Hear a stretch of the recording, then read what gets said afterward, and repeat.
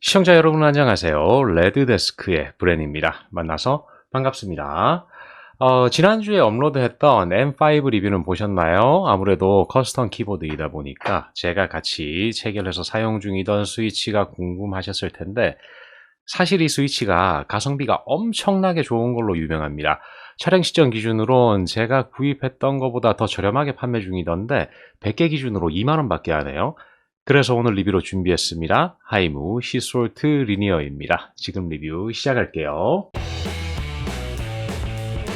하이무 시솔트 리니어 스위치, 보통 하이무 시솔트 또는 직역을 해서 하이무 바다소금축이라고 많이 불러요. 리니어 축이라고 하면 체리 적축을 많이들 연상하게 되죠. 슬라이더 돌기에 돌출부가 없어서 누르는 도중에 별도의 구분감이 없고 소리도 클릭이나 넌클릭에 비해 정갈한 편이에요. 하이무 시솔트 리니어는 이동거리 4mm, 60g 스프링에 작동압은 50g인데 실제 눌러보면 체리 적축보다는 좀 더 무겁습니다. 그나마 기계식 키보드 입문자분들께서 익숙한 게 체리 청축, 갈축, 적축인데 텍타일 타입인 갈축과 1대1 비교를 한다는 것 자체에 문제가 있지만 굳이 비교를 하자면 셋 중에선 그나마 체리 갈축과 손가락에 들어가는 힘이 덜 차이가 난다? 라고 말하는 게 맞겠네요. 우선 LED 투과 정도를 보여드릴게요. 흔히 뚜껑이라고 부르죠.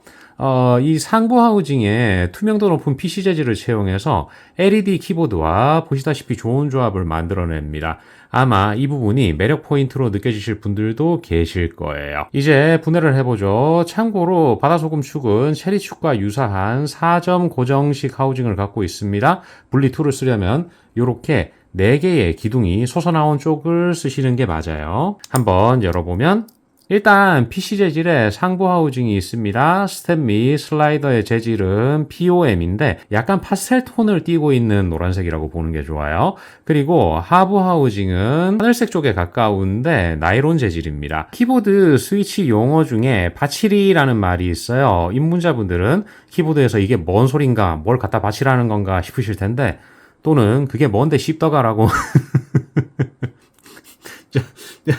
하실 수도 있어요.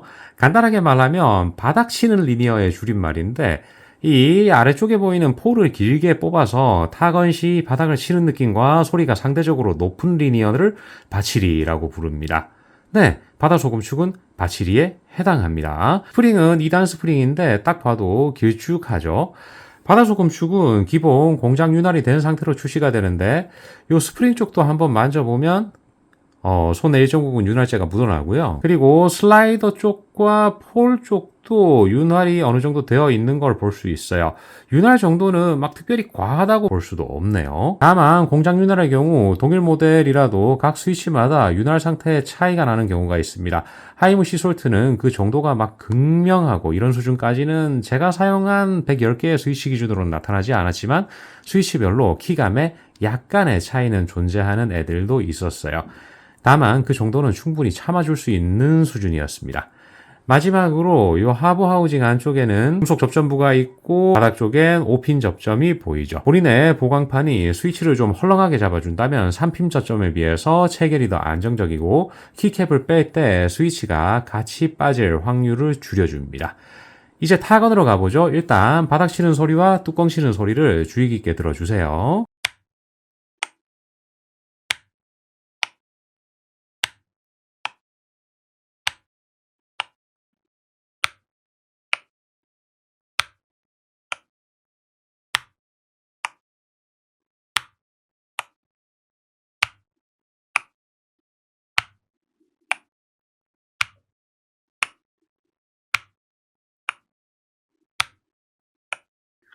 들으신 대로 시솔트는 조용한 스위치가 아니에요. 바닥 치는 소리도 뚜껑 치는 소리도 제법 존재하는 편에 속해요.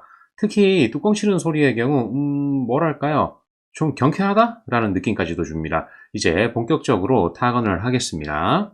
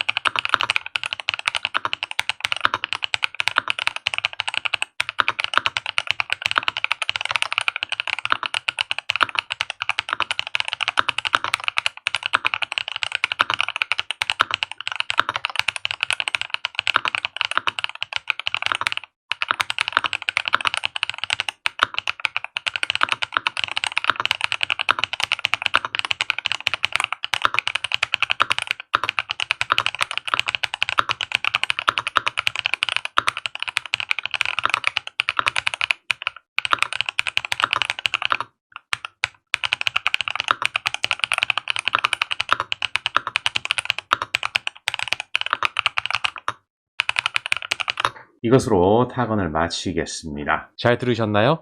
사실 언제부터 로우 피치의 바치리 축들의 선호가 늘어나면서 많은 분들이 낮은 톤의 도각거림을 선호하고 있죠.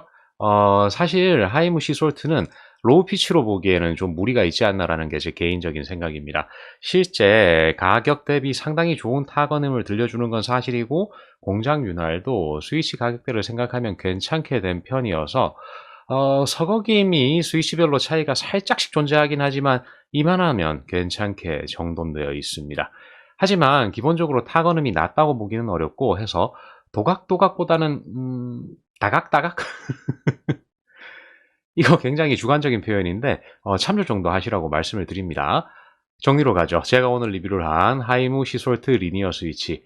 일단 단점이라고 할까? 사실 가격을 생각하면 확고한 단점이라고까지 이야기할 건 없고 개인의 상황에 따라서 이 축을 걸러야 할 분들이 있어요.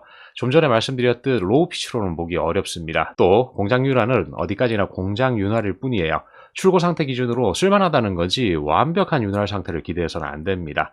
마지막으로 조용한 축이라고 볼 수가 없어요. 저소음 환경을 유지해야 하는 분들이라면 이 축을 권하지는 않습니다. 모두 구매 시 기억해야 할 부분들이에요. 장점으로 넘어가면 일단 굉장히 저렴합니다. 참고로 저는 풀배열 키보드를 주로 쓰다 보니까 총 110개를 10개당 2,500원씩 몬스타기어에서 구매를 했는데 촬영 시점 기준으로는 이게 같은 곳에서 10개당 2,000원이더라고요. 물론 추후에 가격은 다시 변동될 수 있습니다만 가성비가 좋다를 넘어서 이건 싸다라고 표현하는 게 맞아요. 타건음도 리니어 기준으로 제법 경쾌하면서도 이만하면 잡소리도 정돈되어 있는데 공장 윤활을 했다라고는 하지만 실사용 시 윤활이 된 건지 안 된 건지 모르겠는 스위치들도 존재하거든요. 이런 것들과는 분명한 차이가 있습니다.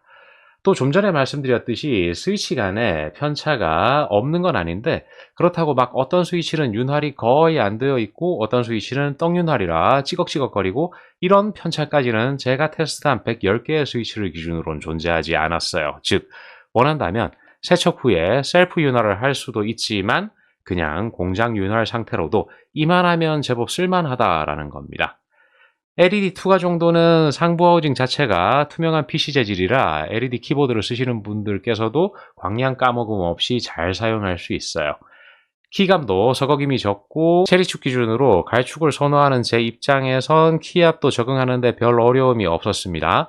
기존에 갈축 정도를 잘 쓰시던 분이라면 특별히 오타가 쏟아진다거나 문서 작업을 길게 하고 나면 손가락에 부담이 더 강하게 오기는 어려운 키압이에요. 하지만 35g에서 40g대 정도의 스위치에 익숙하신 분들은 장시간 타이핑을 하면 손가락에 부담이 오실 거라는 거 기억하세요. 사람들이 괜히 커스텀 입문할 때 바다소금이라고 말하는 게 아닙니다. 이 스위치는 싸고 그런데 결코 싸지 않은 그냥 싼 맛에 쓰는 스위치로는 볼 수 없는 타건감과 타건음을 갖고 있습니다. 약 50일가량의 테스트 기간 동안 좋았던 기억이 훨씬 많은 스위치였어요. 자, 지금까지 레드데스크의 브랜이었습니다. 항상 행복하고 건강하세요. 혹시라도 이 영상이 나쁘지 않으셨다면 추천과 구독, 알림 버튼 클릭 부탁드리고요. 다음 시간에 또 만나요. 바이!